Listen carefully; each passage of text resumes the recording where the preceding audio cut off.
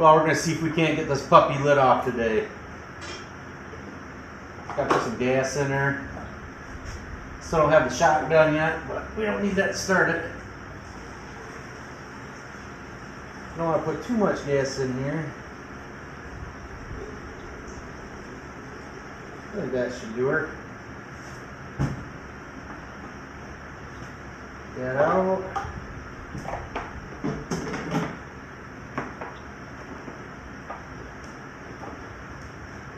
So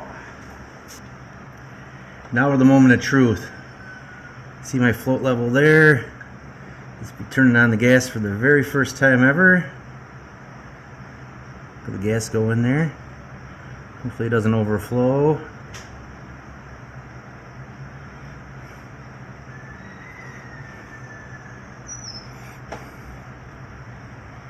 Well, I'll be.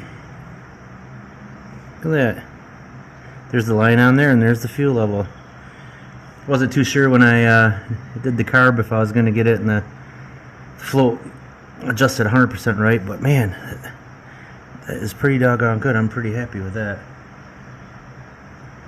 So that's a plus.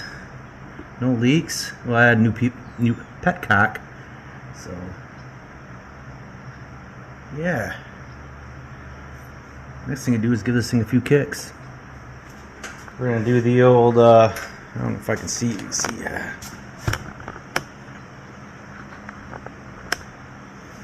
The old Captain America primer kicks. Oh, let's turn the choke on.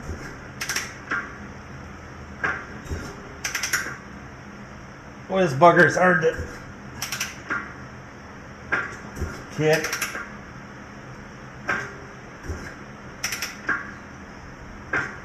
You know, they say get it up on the compression stroke. But man, everyone feels like a compression stroke.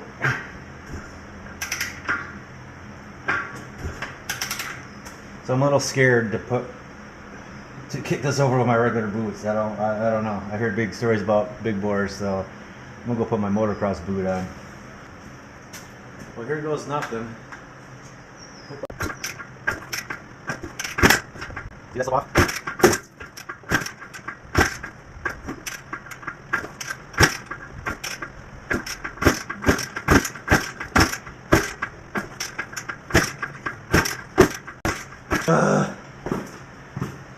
I'm no Joe from 2 Vintage.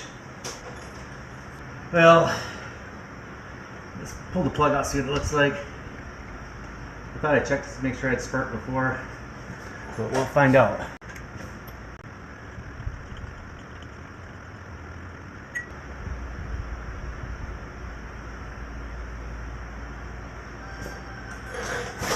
Can't really tell by the plug if it's definitely not wet, but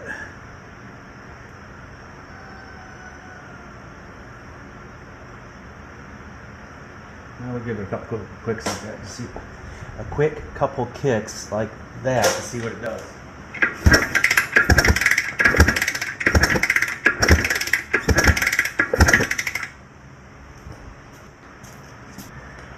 Well, it definitely had sparks, so put the plug back in. I put a little bit of gas in there, not a whole lot. I have nothing really to do it with without drenching the thing.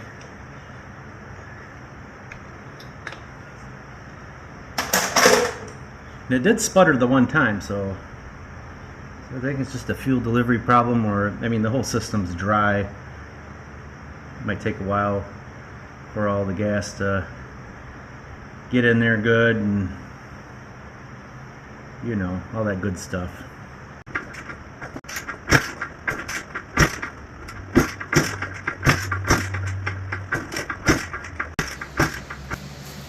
We're gonna try squirting some gas into this thing.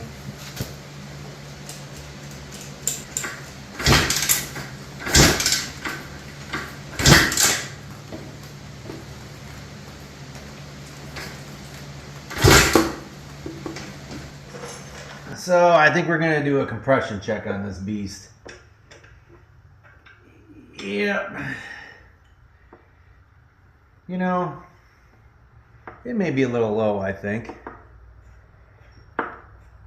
But there's only one way to find out.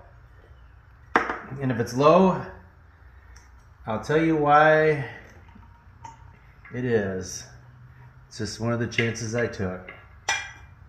So let's get the sucker on here where we can maybe see it good. I don't know where. Let's put it down there.